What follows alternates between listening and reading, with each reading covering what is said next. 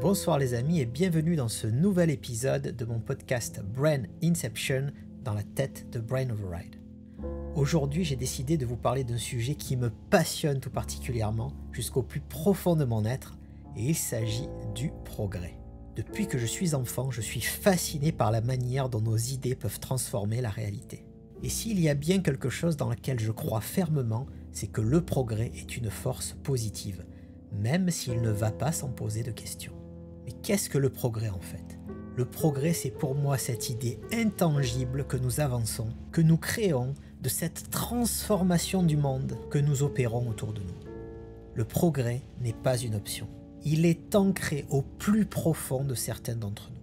Depuis que nos ancêtres ont inventé la roue, maîtrisé le feu, nous n'avons jamais cessé de progresser. Pour certains, trop à mon goût, le progrès serait une sorte de Léviathan. Un démon issu du chaos primordial, terrifiant et invincible, qui emporte et dévaste tout sur son passage. Pour ces derniers, le progrès transforme le monde au détriment de notre équilibre, en détruisant la nature profonde de l'humanité et des écosystèmes. Et pour les plus optimistes d'entre eux, le progrès pose des questions existentielles. Où allons-nous ? Que cherchons-nous à accomplir ? Et surtout, à quel prix ? Mais avant d'aller plus loin, si vous êtes tombé sur ce podcast un peu par hasard, moi je suis Christophe Casalegno, Brain Override sur internet, je suis entrepreneur dans la tech depuis plus de 25 ans, je suis passionné de sciences, de technologie, de biohacking et de plein d'autres choses encore. Bienvenue dans mon univers. Alors quand je discute du progrès avec nombre d'entre vous, votre inquiétude est palpable. Chômage, bouleversements sociaux, destruction de valeurs, disparition des traditions, manque de ressources naturelles ou encore crise climatique. À vous entendre, tout était mieux avant. Et chaque pas en avant semble nécessiter pour vous 2 pas en arrière. Mais pour ma part, lorsque je pense au progrès, je vois défiler dans mon esprit les visages de Newton, Turing, Einstein, Tesla, Gibbs, Dirac, Schrödinger et tant d'autres encore qui ont contribué à faire de ce monde un monde meilleur. Je pense également aux grandes révolutions comme l'imprimerie, l'électricité, la conquête spatiale, la médecine moderne, Internet ou encore plus récemment l'émergence de l'intelligence artificielle. Internet qui est pourtant né d'un objectif militaire, puis qui est devenu un outil de partage de connaissances entre chercheurs et qui maintenant connecte le monde entier en permettant à la fois de sauver des vies ou de donner accès à toute la connaissance à des milliards d'individus sur Terre. Alors, bien entendu, il peut y avoir des dérives, comme dans n'importe quelle idée, concept ou technologie. Mais est-ce une raison pour autant pour les rejeter ? Ma réponse est non.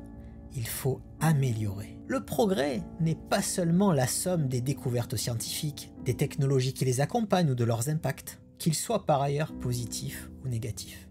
C'est un mouvement, une pulsion profonde, une quête même, qui s'inscrit au plus profond de notre nature. Vouloir comprendre et maîtriser tout ce qui nous entoure, de l'infiniment petit à l'infiniment grand. C'est également la découverte et l'exploration de tout ce qui se trouve au-delà de notre portée, au-delà même de l'ultime frontière, qu'il s'agisse de la mort, du sens de la vie ou encore de l'univers observable. Alors, en tant qu'entrepreneur de la tech, vous vous en doutez, je suis le premier à applaudir l'incroyable pouvoir transformateur du progrès technologique. Lors de mon précédent podcast sur la réussite, je vous ai donné des tonnes de raisons pour lesquelles je considérais avoir beaucoup de chance dans ma vie. Cette liste, elle n'est pas exhaustive. J'ai aussi la chance incroyable de vivre dans une époque où les machines apprennent, les algorithmes prédisent et où l'intelligence artificielle crée. Alors, je suis souvent critiqué à ce sujet, principalement de la part de personnes qui craignent les impacts de ces technologies. Et même s'il m'arrive de leur répondre sèchement, très sèchement parfois, je ne les blâme pas. La peur de l'inconnu est naturelle chez l'homme. Mais là où certains voient des problèmes, moi je vois avant tout des défis passionnants à relever. Mais pas seulement des défis, des solutions aussi. Les solutions qui, selon moi, sont les seules qui peuvent nous permettre de faire face à tous les grands défis de l'humanité. Alors, je sais bien que pour certains, l'intelligence artificielle serait le signe de l'arrivée des cavaliers de l'Apocalypse. Selon eux, nous serions à l'aube de la destruction de l'humanité. Et, je vais peut-être vous surprendre, mais je suis en partie et en partie seulement d'accord avec eux. Mais cette phrase est incomplète. Nous sommes à l'aube de la destruction de l'humanité telle que nous la connaissons. En ce qui me concerne, j'y vois avant tout un outil extraordinaire qui m'a permis de changer toute ma vie en seulement 6 mois. Un outil qui peut révolutionner la médecine, prédire et éviter les catastrophes naturelles, ou encore, plus simplement, nous aider à mieux comprendre notre cerveau et l'univers qui nous entoure. Alors, j'ai une question pour les plus pessimistes d'entre vous. Réfléchissez en votre fort intérieur. Derrière ce mot, destruction, ne serait-ce pas seulement la peur de l'inconnu et du changement que vous ressentez? Et la vraie question qui se pose, finalement, pour cette révolution déjà en marche, ne serait-ce pas sommes-nous prêts à l'accueillir, mais aussi sommes-nous prêts à en assumer la responsabilité? Et puis il y a aussi tous ceux qui viennent critiquer telle ou telle avancée, tel ou tel travaux de recherche, simplement parce qu'ils seraient moins nobles qu'un autre. Les mêmes d'ailleurs qui critiquaient la légitimité d'un combat de telle ou telle personne. Après tout, pourquoi se préoccuper de sauver les baleines alors qu'il y a des enfants qui meurent de faim ou de la maladie? Mais la réalité, c'est que personne n'a la légitimité pour juger de la noblesse ou de l'intérêt de tel ou tel projet par rapport à un autre. Quand je parle de légitimité, je ne parle pas seulement de légitimité morale, mais même de légitimité technique. Prenons l'exemple de l'exploration spatiale. Il y a toujours quelqu'un pour la ramener, avec des questions comme pourquoi investir des milliards pour aller sur Mars alors qu'il y a tant de gens qui meurent de faim dans le monde.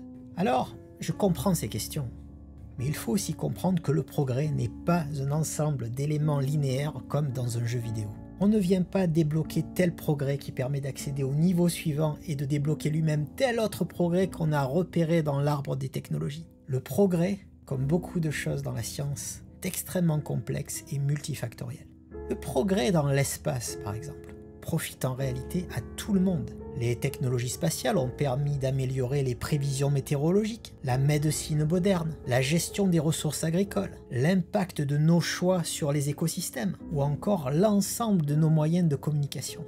Et il ne faut pas oublier que c'est souvent ce qui nous paraît le plus éloigné de notre quotidien qui finit un jour par le révolutionner.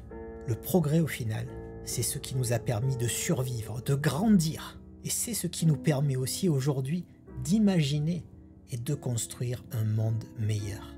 C'est le progrès qui nous a permis d'améliorer considérablement notre espérance de vie. C'est le progrès qui nous a donné les vaccins, les antibiotiques, les énergies renouvelables ou encore l'accès pour tous à la connaissance. Le progrès connecte en réalité toute l'humanité. C'est une opportunité exceptionnelle d'avancer, de progresser, mais également d'apprendre les uns des autres. Alors, même si j'en rêverais un peu, je doute que cet épisode puisse réellement changer votre vision et votre perception du progrès, surtout pour les plus pessimistes d'entre vous. Mais ce que j'espère, tout au fond de moi en vous ouvrant cette toute petite fenêtre dans ma tête, c'est de faire naître une toute petite graine qui va pousser, puis peut-être devenir une question qui se pose quelque part. Et s'il existait une autre voie, un autre chemin tourné vers l'avenir, un chemin dans lequel le changement et l'inconnu ne sont finalement pas à craindre, mais à souhaiter. D'ailleurs, au moment où vous êtes en train de m'écouter, écrivez-moi en commentaire, qu'est-ce que le progrès pour vous? Est-ce une source d'espoir ou de crainte, ou plus simplement un moteur peut-être qui vous pousse à rêver plus grand? Je serais très curieux de connaître votre avis sur le sujet. Et n'oubliez pas, le progrès n'attend pas, il avance. Et il nous invite chacun d'entre nous à en faire tout autant. Sur ce, je vous souhaite à tous une très bonne journée, ou une très bonne soirée, une excellente nuit en fonction du moment où vous écouterez ce podcast. Et je vous dis à tous et à toutes à très bientôt pour continuer à explorer ce qui se passe dans ma tête, dans la tête de Brain Override. Bye.